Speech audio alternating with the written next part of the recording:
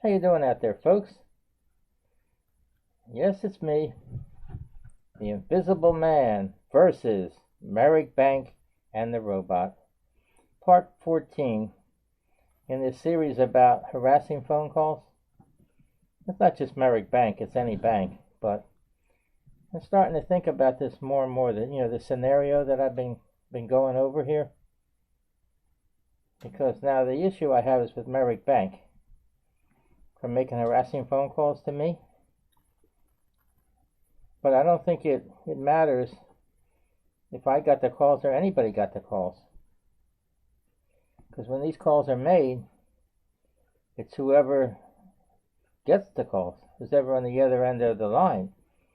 But in this case, since there's nobody, no live person making these calls, it's all done by auto dialer, programmed to make these calls. So is that why they're doing it like that?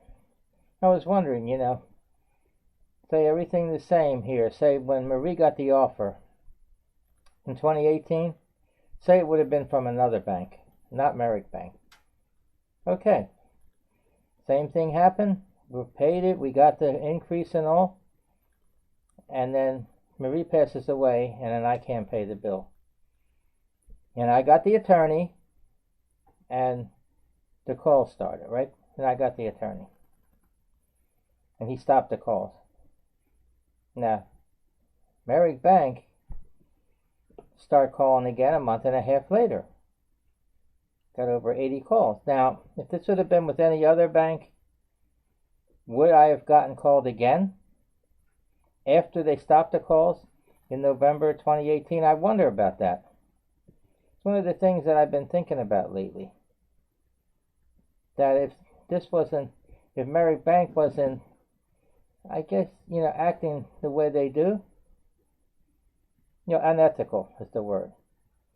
I think that's what's making them unethical. Because if another bank we would have owed the money, and they would have called, and then I stopped it with the lawyer, and by putting litigation, right? Would they start calling again a month and a half later? I don't think so. That's why I'm against Merrick Bank. That's why so much directed towards Merrick Bank for doing that. I don't know why they did that. There's got to be some reason. I mean, if you put litigation against them, they're going to retaliate against you by starting all the calls all over again? I know, that has still got me puzzled. I know I have an attorney, and he probably knows that. It doesn't surprise him. If he's been dealing with Merrick Bank, it doesn't surprise him that he does that. So I just keep bringing that up. Because that's where I don't think it's fair. I mean, there's laws and everything. That once they did that, part of the punishment, I guess, when you can't pay the bill, they start making those calls. And this was in 2019. And when the call started, well, I wrote it all down. I kept the phone log. I know that you should keep track of everything in these kind of cases. In this case, there's nothing to really keep track of other than the phone calls. Because they're not sending any mail other than the bill. They're really not. Not that I know of. It's just the statements with the late fees. And you're not making contact with anybody because they're not allowing it.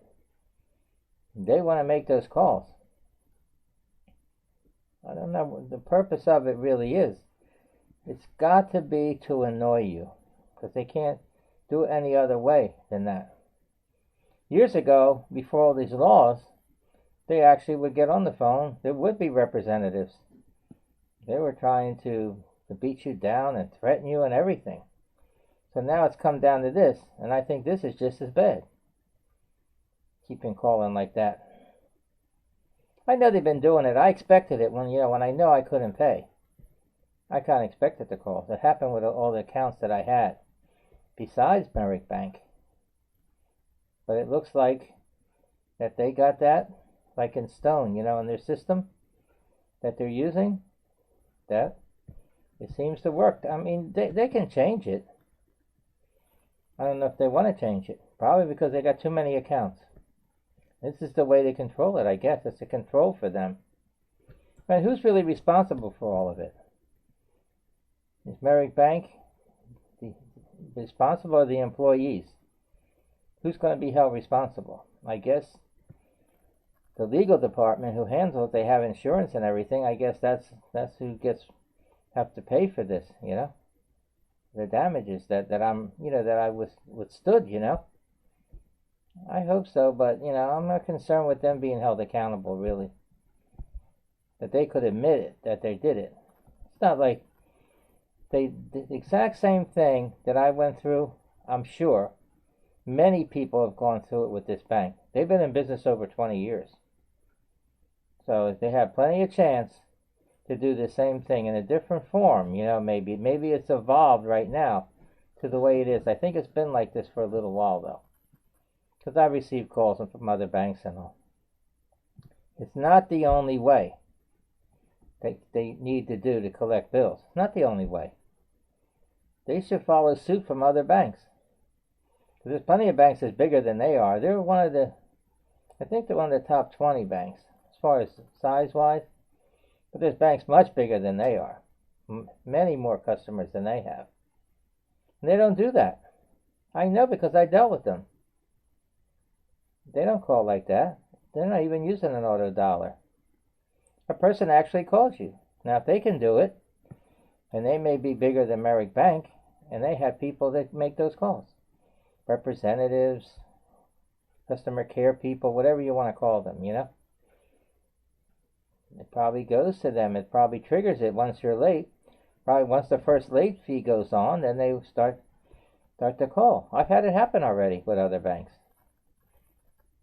They, you know, I sent the banks that weren't, you know, the credit cards, the MasterCard, Visa. When Marie went to the nursing home, I sent them, you know, I called it a heads-up letter. I wrote them all by hand, the same letter. I sent it to them, to their credit department. I let them know we're going to having problems paying because she's in a nursing home. She's not going to be able to.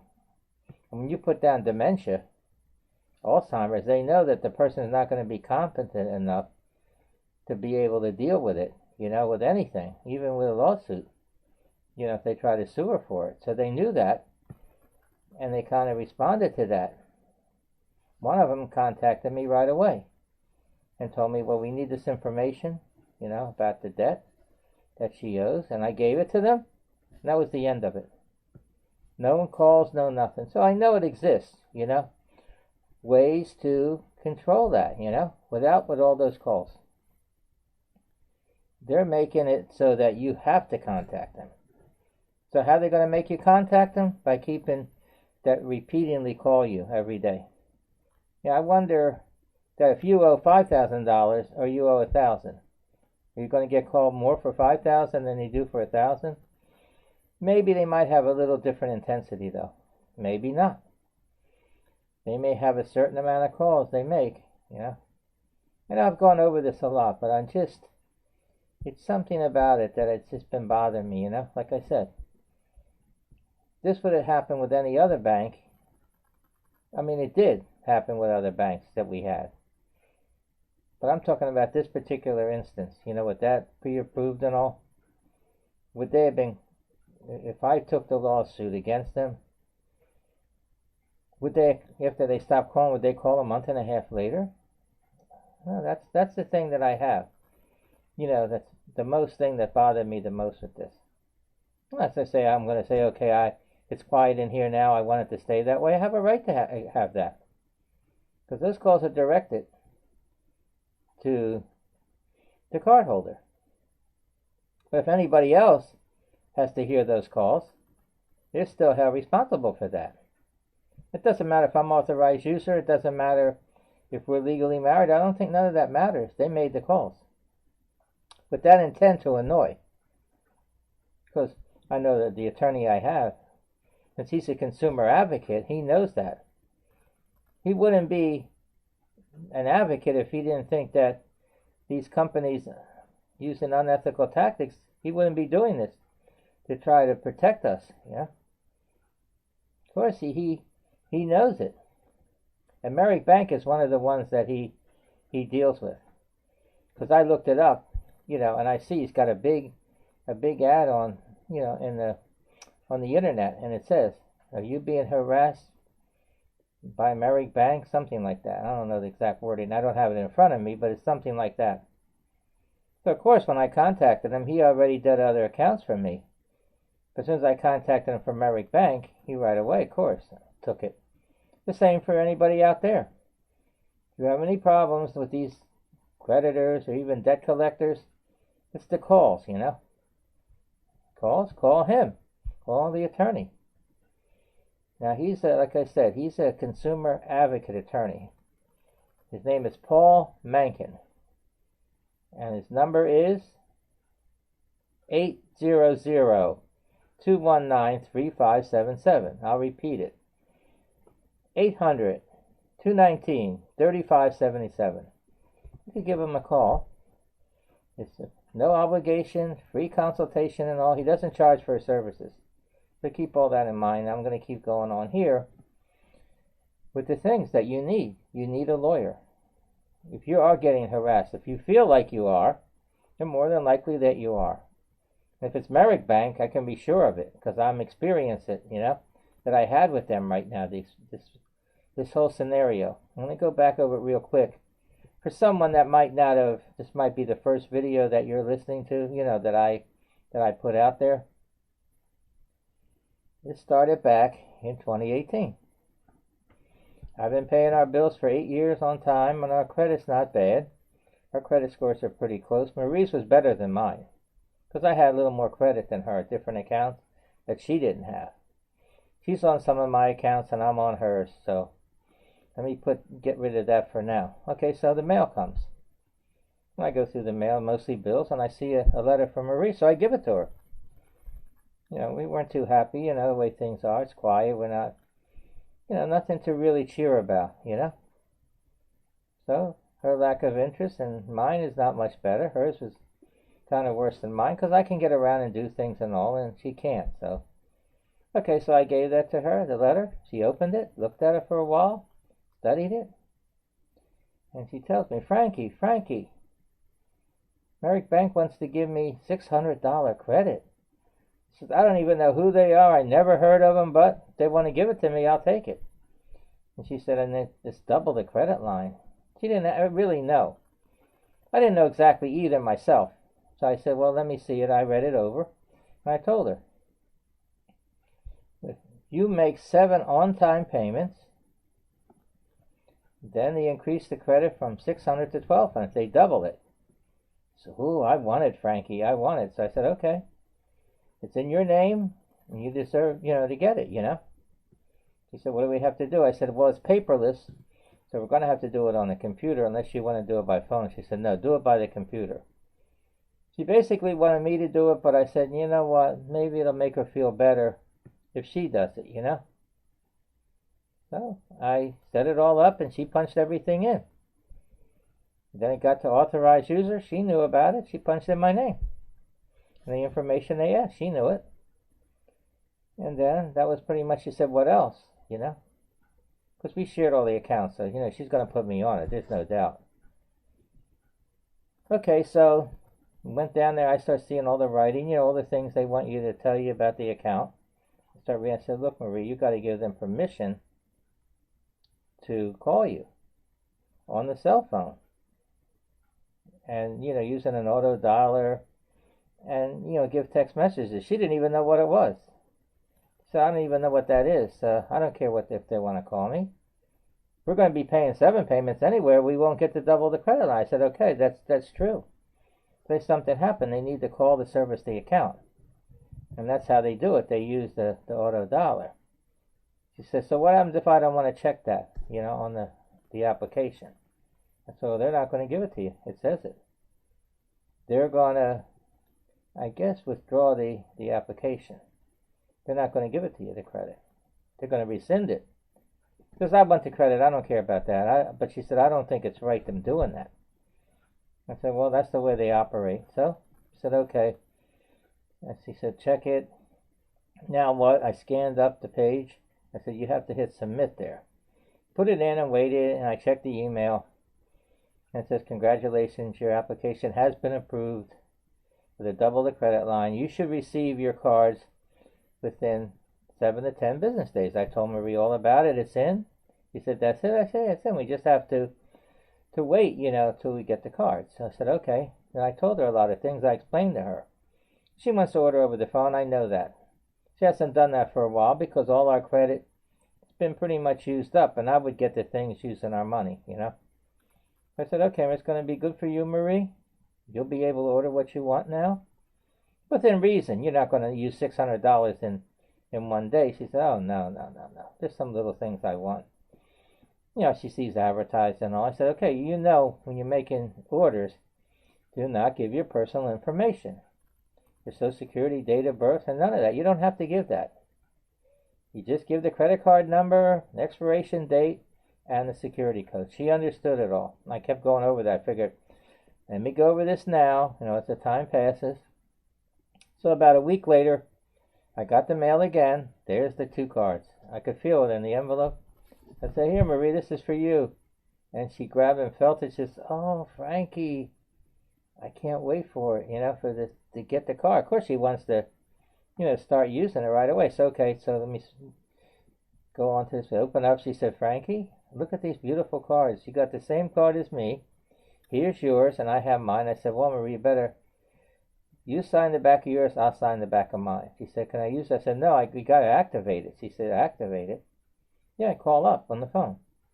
So I called on the cell phone, and she heard me, and I punched in all the stuff and the information that they wanted. Again, it's not a live person. It's an automated call, it's a mechanical, whatever you want to call it. So they all do that. So it said at the end, all the cards associated with this account are now activated. And I said, that's it, you can use it, Marie. Well, she had already ready to go. I said, hang on, take it easy. Don't get carried away with this, I said, well, you can use your card too. I said, yeah, it doesn't matter. The account number is the same. It doesn't make any difference. So I said, okay. She used it. I paid bills with it, because I knew I could use it. Once you activate it, there's not going to be any problem with it. Plus, there's no calls, of course not. They don't call you for nothing. Once you get that, there's no calls, period. Not until after you get it, and when you can't pay, that's when the calls start. Okay, so 7 months passed. I contacted Marie. I told her, look, Marie, I checked with the bank. I made the last payment. It went in right away. That the other 600. She says, oh, great. We're set for a while. I said, yeah, just be careful, because I got to watch we don't go over the limit, because we're both using it. I don't want to go over the limit. I don't want to pay no fees with them. If I see that, I'll send extra money in the payment. You can send, whatever you want. Just to make sure to keep that credit available. So that's what I did. I'm paying for a while, no problem whatsoever. Nobody called or nothing. Okay, Marie starts getting sick. A little bit. It was gradual, all along, off and on. So, got in the hospital, all the tests and all, and they contact me. Frank, she's going to have to go into the nursing home. She's got a lot of things that she needs long-term care, so she could probably come back home if everything goes all right. I said, okay. I know I'm going to hate telling her this, because she's in the hospital, and she doesn't know what's going on. You go from the hospital to the nursing home, next thing she knows, she's in another place, So she got in there, and right away, I went there to see her. She was getting therapy and all. I was glad to see her right away, starting, Okay, so that was going for a while. She started to improve after about 4 months. She was really doing pretty good, And even when I went there, a lot of times I went there, you would not believe what she asked me. She said, Frankie, are you still paying Merrick Bank? I hope so, because I don't want to ruin my credit or anything. I said, don't worry about that. And I'm still using it. I'm paying other bills with it. I'm bringing things here for you, even though I didn't tell you. She said, just tell me what you want and I'll get it. She did anyway, but I didn't, I could have got it with Merrick Bank or any other card I had. She's happy with that. Good. I'm glad of that. I don't, She had hope at least, about things. And I was glad, that. So everything was going, pretty good. That was after 4 months there. The 5th month, I noticed. You start coughing a little more, not feeling as good, and congested. But it's staying slowly, gradually. I told all the people working there, but they don't care. They just said, oh, don't worry, we have it all charts on her and everything. Doctors come, the nurse comes and all that. I said, okay. And more time passes, and it looked like towards the end of the month, it was like the 5th month, I noticed, she was about the same. She was eating not quite as good. I went like 3 days really close together, like a Thursday, a Saturday, and a Monday, and I noticed she was eating and all, but not, a little more disoriented, So let me wait a few days, and I went back. And I went back, she's in the bed. Usually she's up when I go there. This time she wasn't. She was in the bed, like in a stupor. She couldn't wake up, I asked her roommate, and the roommate says, she's been like that a couple of days. She just stays in the bed. She doesn't want to move. She doesn't want to eat or anything. I said, but they didn't contact me about it. She said, I don't know why. So then I went over there and I said, well, the food came. It was around lunchtime. I said, let me see if I can get, there's a lot of soft food there. I don't want to take a chance of choking her, trying to force her, to eat food. So then I got her up. The bed cranks up. You know how it is. So she couldn't even open her eyes, and so feeble, I couldn't, I didn't know what I could do. They don't want to do much there. Okay, so I got her up, got a little bit of food, with some mashed potatoes, some applesauce, a little bit, and maybe drink a little water, very slow. She did. She still was able to respond enough to do that. I said, well, it might help, but I don't think it was enough to do anything, but I tried, everything I could. So she right away just went back, right down, like I had to put her down, and she wanted to sleep, And just like, oh, she wanted to go to sleep. She wasn't coughing, no congestion, so I said, okay, better not, push anything here. So I was trying to massage her to see if I could get her, to respond.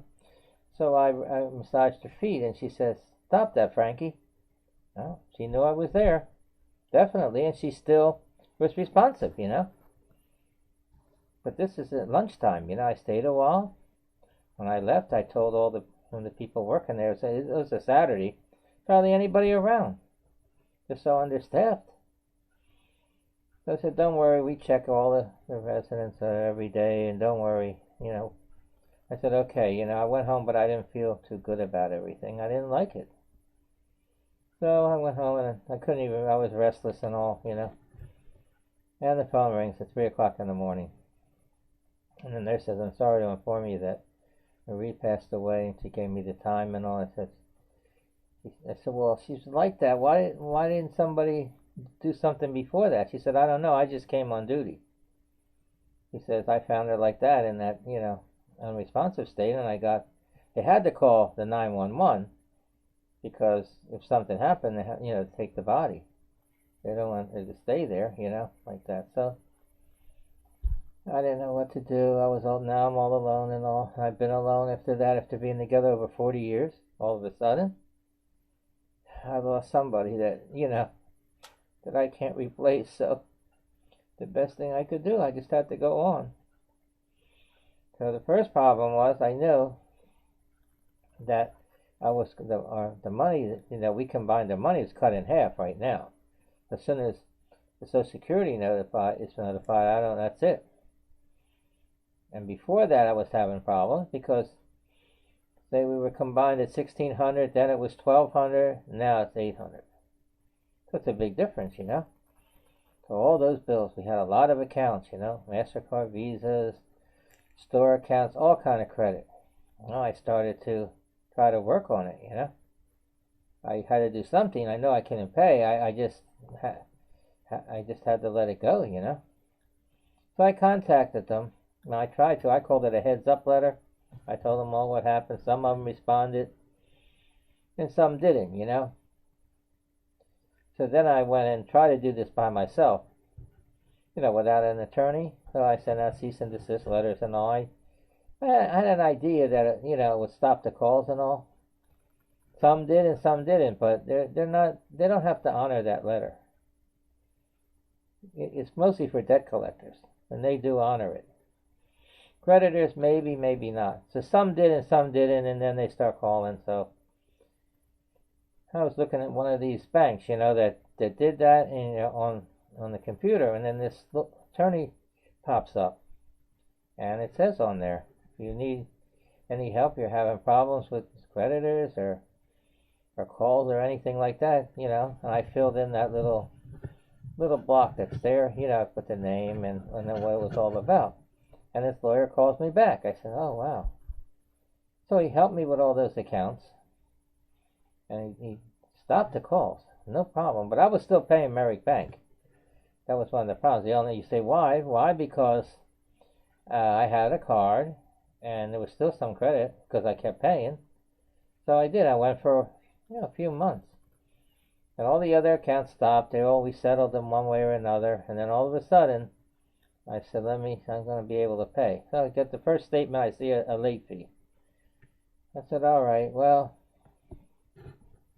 let me see what happens. And not too much after that, both phones start ringing. The landline and the cell phone.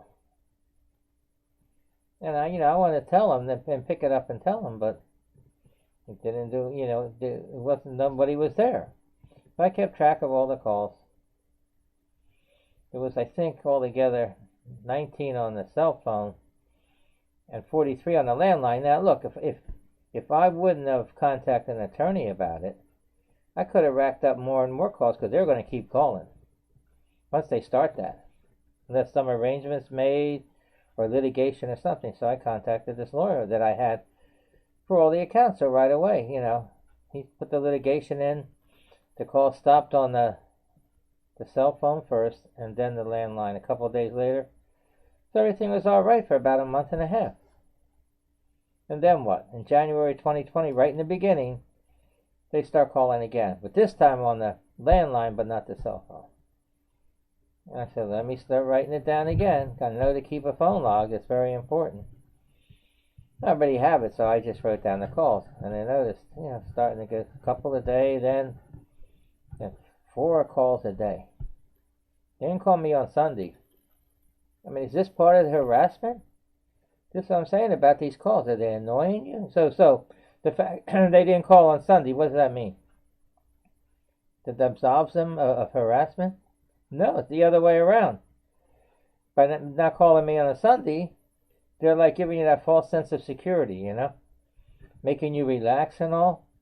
Then bam, hit you with it again. So Saturday I got 4 calls, like maybe in the afternoon, evening. Sunday, no calls. Then Monday, no calls until Monday afternoon and evening. Then it started. 4 calls kind of close together. That's not a harassment, huh? That's not annoying, huh? And the funny thing about it, no person is dialing those calls. Nobody. I call it the robot because if a person is not doing it, the machine must be doing it. So a robot is a machine. So all these calls, I can just imagine how many calls a day, huh? I'm not the only one, so they're not just picking on me. But whoever receives those calls that's on the other end of the line, well, that person's being harassed then. Well, the way it's set up, it's something, that the way they have those calls, the way the times of them, you'll notice it with the phone log. You're going to notice it when you look at the times. I knew pretty much. If I didn't get a call all day, and all of a sudden when I get a call maybe at 4:30 in the afternoon, I'm sure there's going to be 3 more. So I got at 5 o'clock, 6:15. I know it's going to be another one. So it was. And then after that, I would write them down. From the phone. Because on the landline, it comes up their name and one of their numbers. They used, I think, 5 numbers. 5 different numbers. They all go to the call center. So see the difference with the cell phone, well, the number comes up. It may come up a state. But how would you know who's calling you just by the number? You wouldn't really know. Well, I knew because I looked at the landline and I saw the number was Merrick Bank. And they used the same number to call that day. They used the same number on the landline and the cell phone. So what I eventually did was I took the numbers, that they called on, and I put it in contacts, and I put Merrick Bank. So eventually I had all, I think it was 6 numbers, had them all in the cell phone. So when they called on the landline, they called on the cell phone, it comes up Merrick Bank. So when doing the phone log, it was a lot easier. So I'm just telling you that in case you're getting these calls and you want to keep track. See, most people have a cell phone. They know that. That's why they wanted to get permission, Yeah, they got permission, all right, because Marie said she was credit worthy. So why would they give it to you and then want to take it away if you don't okay it? But I've been checking into that. That didn't count, I don't think. The lawyer would know. I rely on the attorney. I'm only what I say. He's not going to use what I say unless he knows that it's, accurate. So, when they ask for permission, they're combining it with that offer. And I don't think it's supposed to be like that. I think it's supposed to have been separate. Send you either another form or something, and for you to okay it. And I still think after you okay it, you can still request that they stop, like you do with any kind of, harassing phone calls. Are the calls on the cell phone more harassing than the ones on the landline? I think it's about the same. Once the phone's ringing, it bother you. I think the ones on the cell phone are more. Because if I'm outside, it happened plenty of times. I was outside, and I might have been anywhere, in a store, the phone rings. It's Merrick Bank. And you're in a store someplace, maybe checking out, and you're getting a call like that. I think it's probably worse on the cell phone, because you're at home with the landline. So you're the only one hearing it, but you're in a place of business and you hear those calls. Yeah, so they call on both lines, They were the numbers on the application. When Marie filled it in, she knows the numbers. Both phone numbers are in my name. But when they directed all the calls, I guess it was directed to her, because they didn't know she was deceased. And in January, when they called again, with all those calls, I don't think they knew it then. Maybe they did, and maybe they didn't. Maybe it didn't matter. I repeated this a lot of times. I think the fact that I had that litigation against them, they're trying to retaliate against me. Maybe. I don't know about it. I know you have to have an attorney. I thought I could do it by myself. I couldn't, not in this case. It's only one bank, too. But all the accounts I had and all, they're all, I guess they're probably all in collection or whatever they had to do. This particular account is different because the cardholder passed away. And I'm an authorized user. So, if they don't know that, that's their fault. They should have had somebody there when the accounts become late to try to call to see what it is, and I would have told them that she passed away, and they would have known. If I'm an authorized user and we're not married, that could have stopped all the calls. But I don't think they care about stopping the calls. Now, if that would have been the case and they would have called me, because I would have got the phone, I would have answered it, and I could talk to somebody, I would have told them what happened. And they probably would have not even made the calls. That means I wouldn't have got the attorney. There wouldn't have been litigation. And then I wouldn't have got those calls in January either. And I wouldn't be doing all this. See how one thing leads to another? That's why I'm trying to, go over this. And I'm trying to get this information out there. Maybe everybody knows about it. I don't know. I don't think so. Because if you start being late on your debts and you can't pay, you might not know exactly what to do, because you may be having so many problems, you can't think straight. And those calls doesn't help anything. So that's why I'm doing all this and trying to go over as much as I can. But I emphasize, if you're starting to get calls, right away write it down. Because you're going to need that. Because I know in the litigation that the attorney filed against Merrick Bank, He's got the calls. You know, the times. He put some. He can't put them all. He used an example there, you know, in the litigation.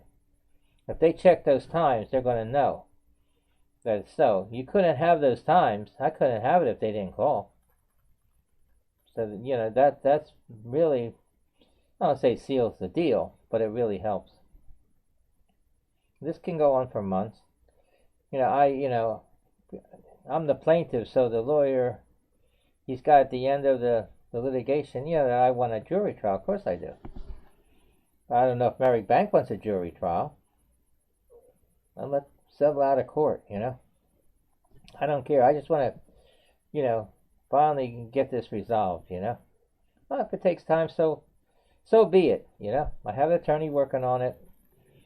And like I said, this attorney, consumer advocate attorney, there's a lot out there. There's a lot of them, you know, for this type of thing. He's definitely helped me. And I know he can help you. It doesn't have to be Merrick Bank. It could be any bank, but you know, you have to, it's going to be up to him to decide if he can do it, you know, what he can do. So you need to get that consultation. Like I said, there's no charge for it. You don't have to pay for his services. So if you think that you can't get a lawyer, you're wrong. I want to give you his name and number again, just so that if you don't want to, you know, get into the description and all, because I'll have it all in there. Or you could just read the description and don't listen to me, or you could do both. Okay, his name is Paul Mankin, M-A-N-K-I-N, toll-free number 800-219-3577. Again, that's 800-219-3577. So when I get done here with this, and you think you might need help, give him a call. Now, he is in San Diego, California, his office, but it really doesn't matter. I'm in Philadelphia, Pennsylvania. He's helped me and all, because the laws apply to all these companies, and it's on, you know, everywhere, so you don't have to worry about that part. And then, you know, anything is going to be done by mail or email. So it can all be taken care of, and by phone. So keep it all in mind. Now, back to these calls again. So when they make these calls, right, it definitely have to be for the purpose of harassing or annoying you. You're not making these calls for the fun of it. I understand you. If you owe money, well, they're trying to collect it. But the fact that they make those calls and you can't answer them. So, in other words, you pick it up, nobody's there. It's dead air or whatever, goes to busy signal, whatever. So that's what I say. It doesn't matter who gets the call, because you can't respond to it. You can't do anything. You can get an attorney, though. And I've been putting up with this for a long time. I have many years' experience. Merrick Bank's been in business, I'll say, what, over 20 years? I've had a credit over 40 years. I've got more experience than they do. It's not good. I mean, you know, they say you pay your debt to society. Like I got in trouble for credit cards. So I paid my debt to society. You know, now what's Merrick Bank going to do? They're going to harass you because I can't pay my debt to them? I got an awful lot of trouble for it, you know. It really had nothing to do with Merrick Bank. It had something to do with my compulsive behavior. Because I kept getting credit cards and I wanted to get credit, and I don't know, I just got caught up in it, you know, and that went on for a long time. That also went for about 8 years. I didn't get in trouble over it. I was in enough problems with it. And Marie didn't know anything about it. Because I had a separate address, you know, for those credit cards. And the ones that were, you know, that we had came to the house. So finally, I got in a lot of hot water over that. Finally, I guess because, you know, I'm using the mails and all. I'm putting false information. Supposedly, I did put false information. But I also put true information. That's what got me in trouble. Because if I had just got credit cards with false information and I guess maxed them out, well, it would have been hard to trace it and leave a trail or anything. But there was a paper trail because I kept files and everything, and I'm on all the accounts, so that's how I got in trouble over this. So the Postal Service knocks in our doors with guns drawn. I was outside moving the car. Marie's in bed, has a gun put to her head, wakes up with these postal agents surrounding the bed and all, and I came back in and they handcuffed me and all. I went through a lot with all that, and then they didn't really have that big of a case, The only thing in the case, because I had over 80 credit cards, it's over $200,000. So they inflated the fraud loss total because they want to make sure that I would do prison time. So they railroaded me to prison. That's guaranteed. I couldn't do nothing about it, I had to sign a plea agreement and all. So, Marie, just before she passed away a few years ago, she wrote the whole story about our life. She wrote it in 3 books. She broke it down, whatever she wanted to do. There's 3 books. Book 1 was Real Diamond. Book 2 was Railroad to Prison. And book 3 was The Electronic Criminal. They can be read separately, but, she wanted to do it that way, so I went along with it. We worked on it together. And they're on YouTube, those books.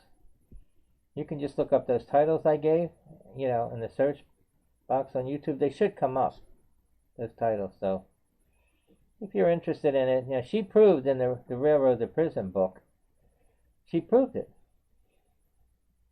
She proved that I was railroaded. She had because she knew the whole story, and she did prove it in the book. So that was something else she did not too long ago before all this, I mention it now because someone's interested in it. I just did it like I'm doing now, the narration. I did the narration. I had the manuscripts and all, and I read them. And I did all the chapters and everything, and did the whole story. So I have, that's out there, then no. But back to this again. You don't have to put up with those harassing phone calls. I don't know what else I can say. Really, is anybody out there? I don't know, with the sound of my voice, I don't know who's really hearing this.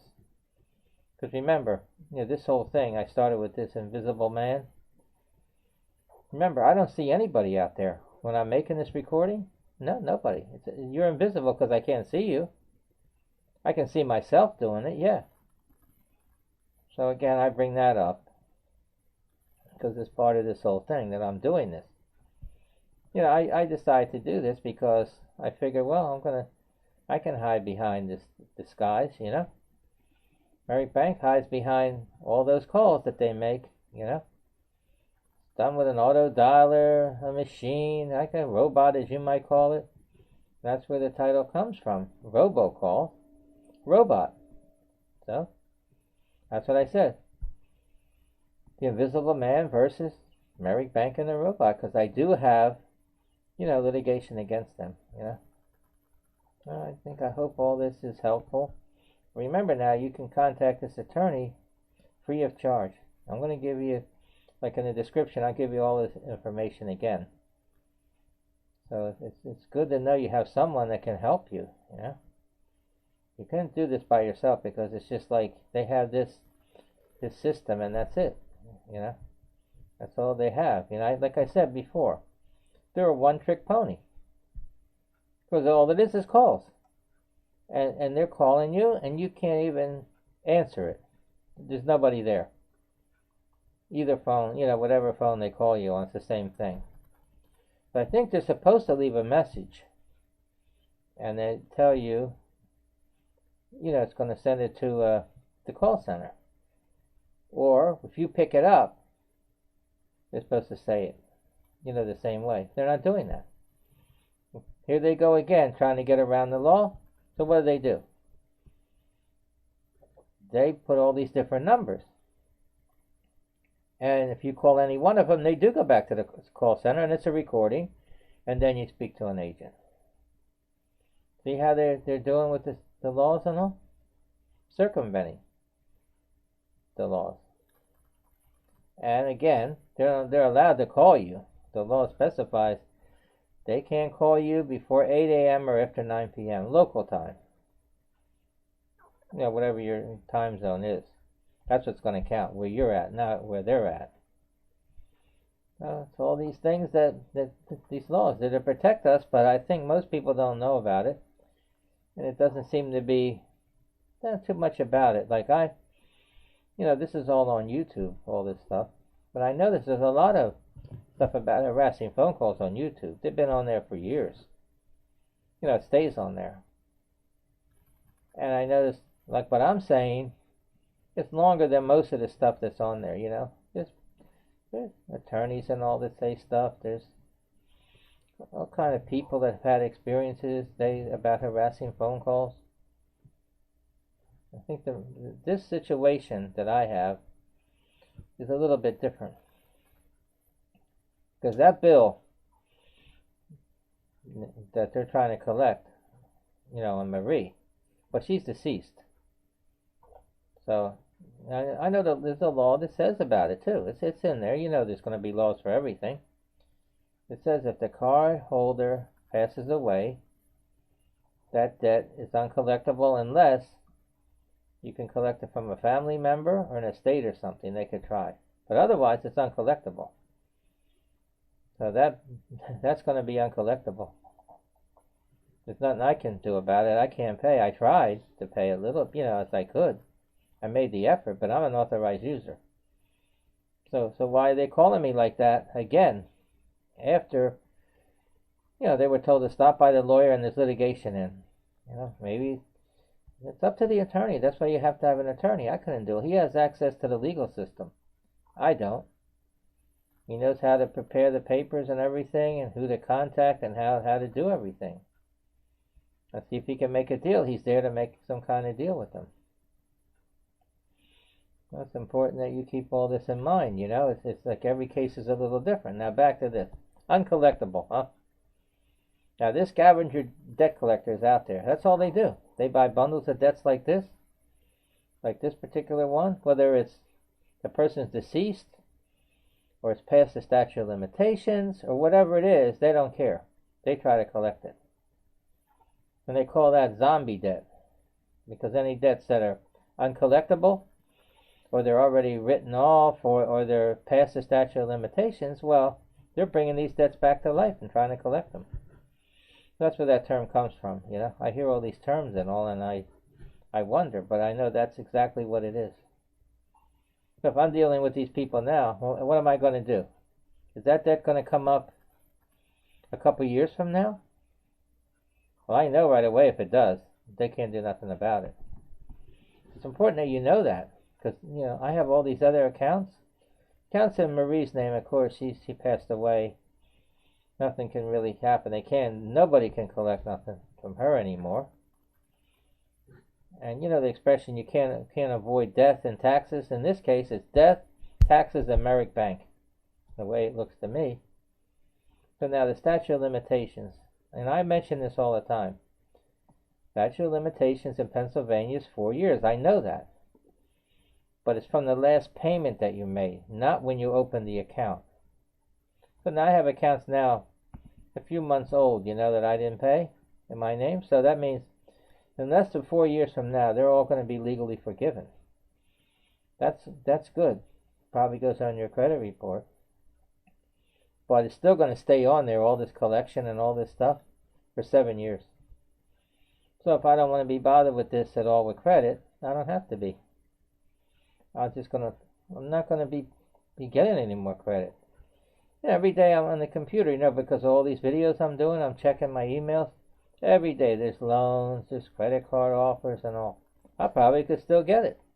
I don't want it. I don't want nothing to do with it right now. I can barely pay what I am paying, you know. I'm doing the best I can, you know. I don't want to owe any more bills, you know. I can't, you know. I have to go on the way it is, and that's it. Now I have a whole completely new lifestyle because, you know, I'm by myself now. I don't have no family either, so it's up to me to see, you know, what I have to do. But that's why I'm doing this, because I want to help people, you know. Maybe if it just help one person, I'm happy. Because when I put these videos on, I know I get views. You know, people do look at it. I don't get too many likes. But at least I know it's out there. And if somebody doesn't see it now, with all these videos I've been doing about this, they're going to be on YouTube. Probably after I'm passed away, they'll probably still be there. So I could still be helping someone, even if I'm not around. So it's good to know, That's why I want to do this. I'm a consumer, and I know how it feels, and I don't like it. So, if you don't like it, you don't have to put up with it. You need to get an attorney. I keep saying this, but again, if you're getting a lot of calls, and then all of a sudden you decide to call the attorney, you better have stuff written down. You need to have those calls. You need to have that call, that phone log. You need to. If you have 2 banks calling you, you should have a separate sheet for each one. Like Merrick Bank was calling here on both numbers. So all I did was I put Merrick Bank, I put the cell phone number, and then Merrick Bank on another sheet, I put the landline. And then underneath, I put all the calls. But you can do it, like in this case, since I know Merrick Bank is using the same phone number. Like if they make 4 phone calls, then the next day, another number, and say 4 calls, and the next day, another number. So I noticed that, so I changed my phone logs.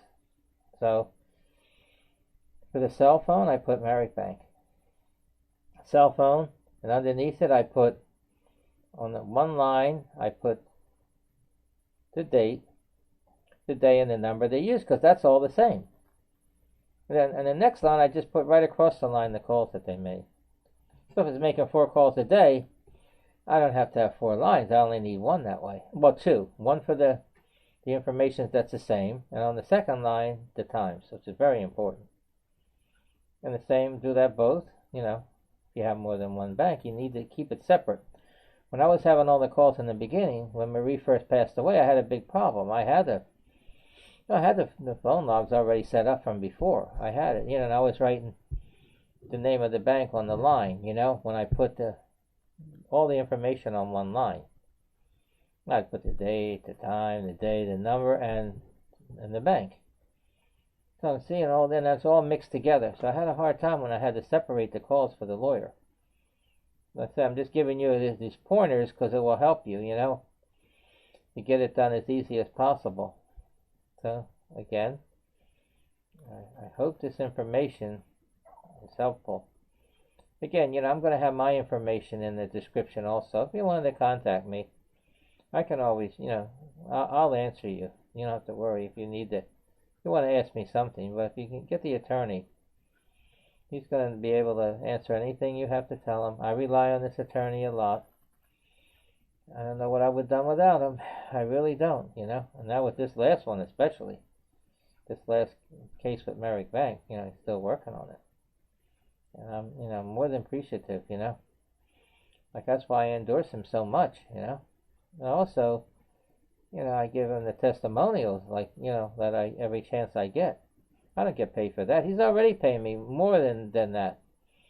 By doing all the services and no charge and everything, and even got me some money and all, I can't ask for more than that. I don't expect more than that. So that's why I say, in this case here, I want to bring it to everybody's attention.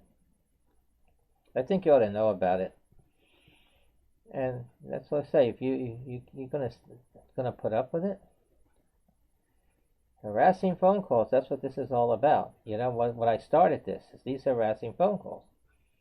They take different forms, because banks use different, I guess, techniques, their own system, they think works so good, Well, maybe it does. I don't think it's good. I wouldn't be doing all this. Merrick Bank, like I say, or any bank, you don't have to withstand it. So keep it all in mind. And I think that's about it for now. You want to look up any of my videos. See, I was doing a lot of videos before this, on YouTube and Twitter. I kind of stopped. I throw one in every once in a while. I stopped because I'm doing this now. So if you want to look up my videos, you can just punch in my name, Frank Leeper, Leeper, on YouTube in the search box, and just hit search, and you'll see it'll come up on my videos. It's going to be mixed in with other videos. You'll be able to see them, and if you look up harassing phone calls from Merrick Bank, you're going to see my videos again. So if you're interested in any of it, you want to listen to it again, you don't have to, But it's there for you, if you want to. You have time and you decide you want to look up listen to this, what I'm saying. A lot of it's repetition, but again, I figure by doing that, I keep it fresh, I keep reminding people, about it. Because one person might see it today, and another person see it tomorrow, another person after that. But if I just put it in once and leave it at that, and weeks and months pass, it'll be forgotten, This way, I'm going to get to more people by doing this. I know I get views and all. Hope you enjoyed this presentation. And I guess that's it for now. I'm going to sign off. Have a great day.